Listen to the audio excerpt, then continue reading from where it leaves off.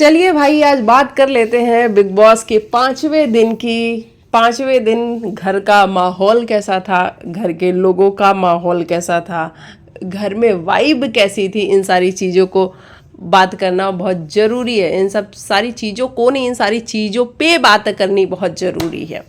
आपको हम सबसे पहले मुबारकबाद देना चाहते हैं कि भैया हेमा जी और अपने ये तजिंदर बग्गा बाहर आ चुके हैं जेल से। जी हाँ, बहुत बहुत बधाई हो भाई इन लोगों को, जो इन्होंने 6-7 दिन जेल की हवा ली है। अब इनको समझ में आ गया कि भाई अब ये ऐसे महान नहीं बनेंगे। और बिग बॉस को भी देखो जरा, मतलब ऐसे तो एक दिन में लोगों को बाहर कर देता है, लेकिन इस बार बिग बॉस ने भी कहा था कि भैया मैं तो नहीं करने वाला बाहर। जो आप लोग बड़ी आसानी से मान गए कि जी चाहत इतनी प्यारी सी दिख रही है, चाहत इतनी पोलाइटली बात कर रही है, तो हम तो चले जाएंगे जेल के अंदर। इन लोगों को लगा कि जाएंगे और फिर बाहर आ जाएंगे, लेकिन बिग बॉस ने इस बार जो हवा खिलाई है इनको जेल की कि भैया रोना धोना सब पड़ चुका, अनशन पे भी ये जाने को तैयार हो गए। उसके बाद बिग बॉस ने कहा है कि चलो ठीक है, मान लेते हैं कि भैया आपको हम बाहर कर रहे हैं, लेकिन ये जो राशन हमने दिया था ना आपको डिस्ट्रीब्यूट करने के लिए, सारा राशन रखो हमारे स्टोर रूम में, एक भी राशन तुम लोग को मिलना नहीं चाहिए।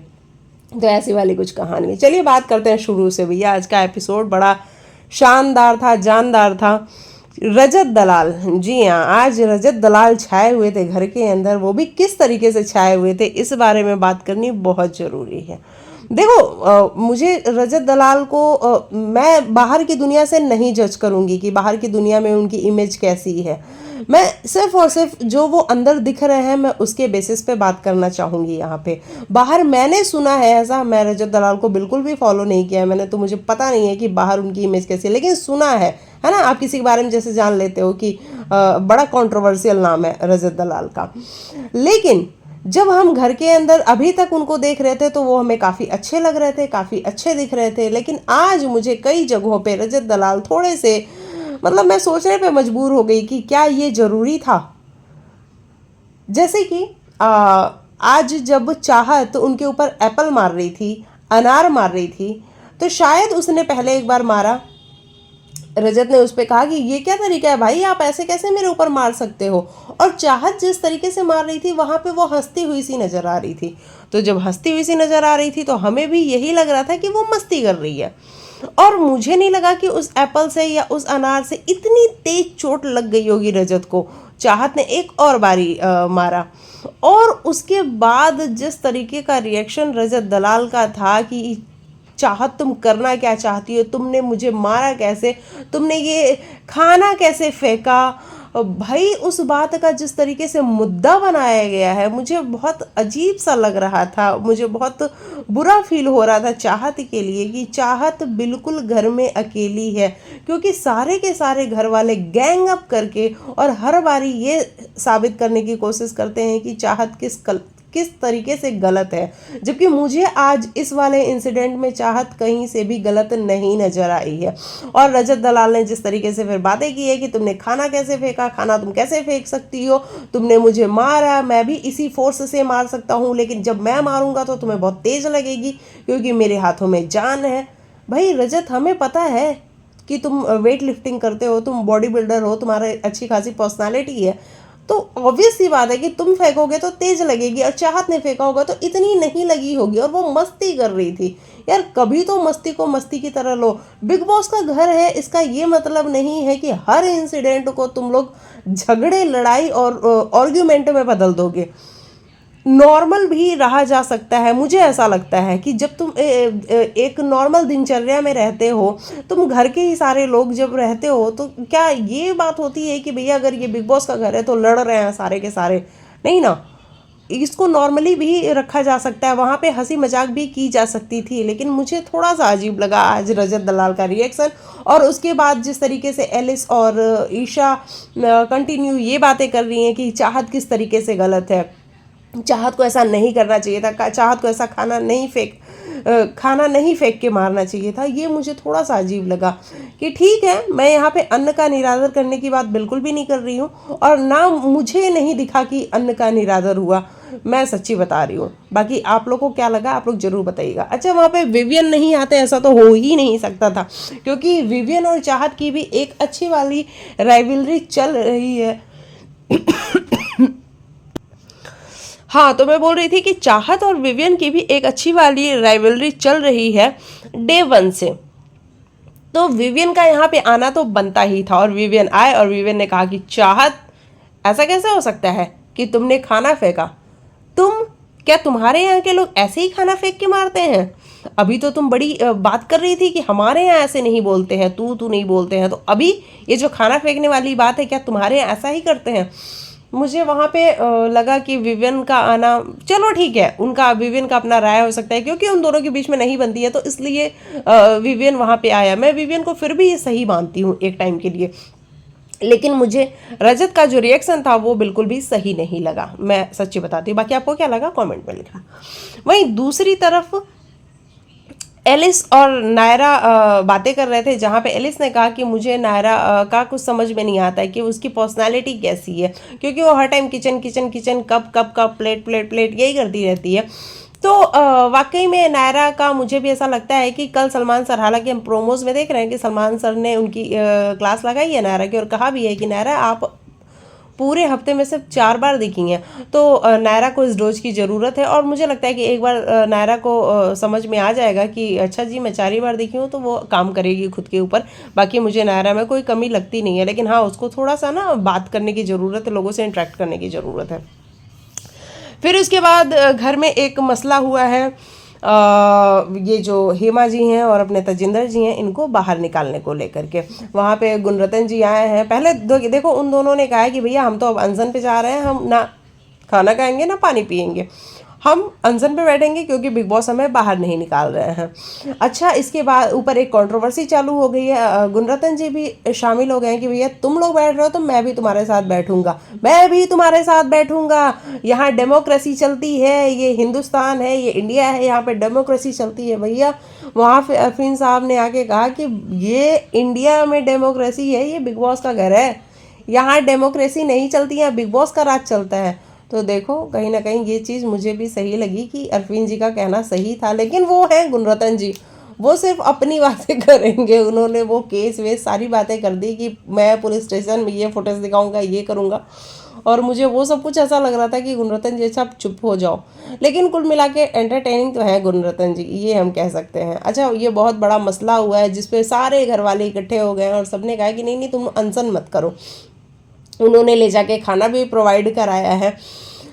और फिर कुछ ऐसा हुआ है कि क्या कहते हैं, ये अपने रतन बाबू, रतन, ओ सॉरी मैं क्या बोल रही हूँ, रजत, सॉरी यार मैंने रतन बोला, सॉरी, रजत, रजत को ऐसा लगा कि घर की सबसे बड़ी ये जो है अपनी शिल्पा जी हैं, तो शिल्पा जी कैसे ऐसा हो सकता है कि इस मैटर में कुछ नहीं बोली, जबकि सारे ही जाके उन दोनों को कन्विंस करने की कोशिश कर रहे हैं कि तुम खाना खा लो, अनशन पे मत बैठो।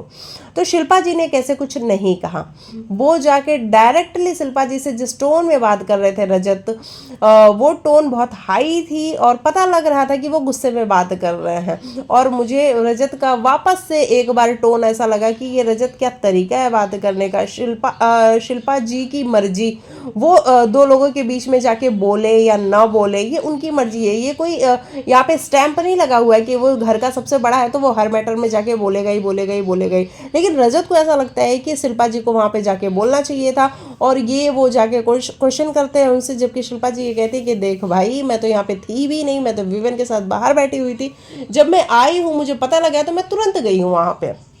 लेकिन रजत सुनने को तैयार नहीं थे, रजत का टेम्परामेंट हाई था, वो गुस्से में थे और उन्होंने कह दिया शिल्पा जी फट्टू है, शिल्पा जी फट्टू है, शिल्पा जी फट्टू है। तो कुछ इस तरीके की बातें करते हुए रजत नजर आए।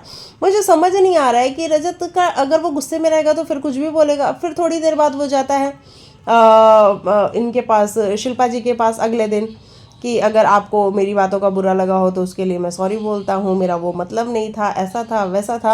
अच्छा, शिल्पा जी वहाँ पे फिर बातें करते करते इमोशनल हो जाती हैं, फिर वो उस इमोशनल चीज़ को भी जाके एलिस, ईशा, इन लोगों के आगे बताता है कि ऐसा कैसे हो सकता है कि तुम 10 मिनट 15 मिनट से मेरे से बात कर रही हो और फिर तुम इमोशनल हो गई, तो तुम मतलब सुमड़ी में निकल ली।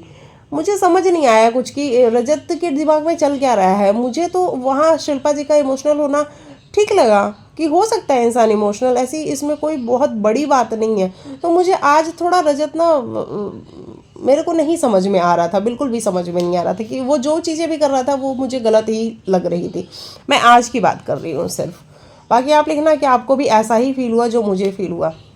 देखो घर में सबसे चिल दो बंदे हैं, एक तो अपनी श्रुतिका है और दूसरे अपना करण भाई है।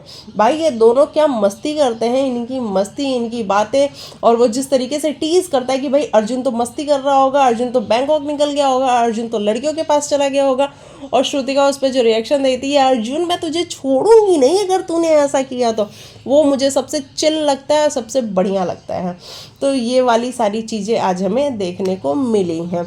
वहीं फिर से फिर बिग बॉस ने फिर से अपना कॉल किया और बिग बॉस ने वही बताया है कि भाई क्या कर रहे हो तुम लोग, बग्गा और अपनी हेमा जी क्यों अनशन पे बैठे हुए हो, मेरी वजह से तो तुम अनशन पे नहीं बैठे हुए हो, ये तो तुम्हारी गलती थी, मैंने तो तुमको ऑफर भी दिया था लेकिन तुमने तो सोचा कि नहीं हम राशन लेके और फिर उसके बाद खेलेंगे, तो अब क्या हुआ, तुम फिर भी यहाँ पे बैठे हुए हो, तो इसमें तुम्हारी गलती है, मेरी गलती नहीं है। मतलब बिग बॉस ने कुल मिला के अपना पलड़ा झाड़ा है। गुणरत्न को उन्होंने बोला था जेल के अंदर डालने के लिए, गुणरत्न नहीं गए। अच्छा यहाँ पे बिग बॉस कुछ भी नहीं कर पाए, क्योंकि बिग बॉस कुछ कर भी नहीं पाते, गुणरत्न के आगे बिग बॉस की चली नहीं, बेसिकली मैं ये कहना चाहूँगी।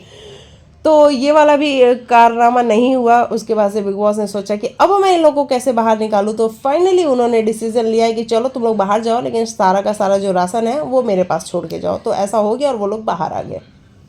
तो ये सारी चीज़ें हमें देखने को मिली हैं, जो कि मुझे सही लगा है कि भैया फाइनली वो दोनों घर के बाहर है। और हेमा देखो मुझे एंटरटेनिंग लगती है, हेमा में मुझे क्वालिटीज़ दिखती है कि वो कुछ ना कुछ अच्छा तो करेगी इस शो के अंदर। वही मुस्कान को घर के अंदर नहीं, कन्फेशन रूम में बुलाया है बिग बॉस ने और कहा है कि मुस्कान आप कन्फेशन रूम में आ जाइए, और उसके बाद बात करने की कोशिश की है मुस्कान से। लेकिन मुझे मुस्कान बहुत प्यारी सी लगती है, बहुत क्यूट सी लगती है, बहुत बहुत भोली सी है वो।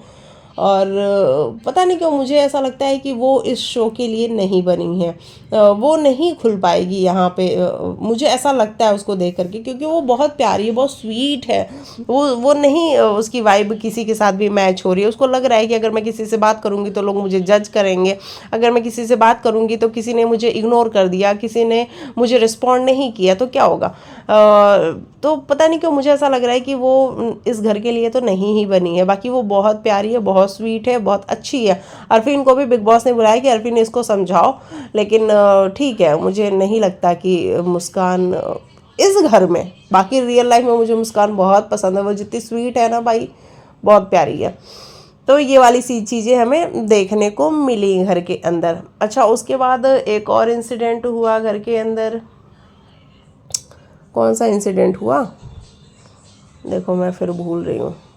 हाँ लास्ट में खाना जब बन रहा था, रात का जब खाना बन रहा था, तो वहाँ पे अपनी शिल्पा जी और नायरा ने कहा अविनाश से कि अविनाश देखो, ये बोलो अंदर जाके कि मेथी और आलू बना दें, और आलू ढेर सारी डालेंगे, क्योंकि खाना कम है, तो जब ज़्यादा आलू जाएगी तो सबको थोड़ी ज़्यादा सब्जी मिलेगी तो हो जाएगा।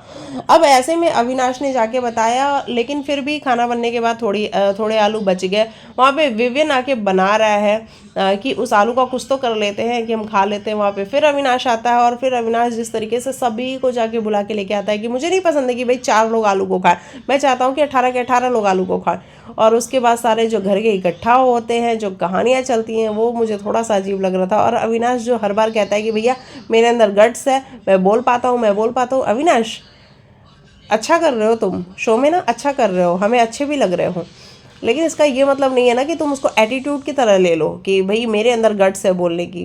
ऐसा नहीं है, बोलने के गट्स सभी के पास हैं, लेकिन कई बार लोग थोड़े से ना इसमें रह जाते हैं कि कहीं सामने वाले को बुरा ना लग जाए, है ना।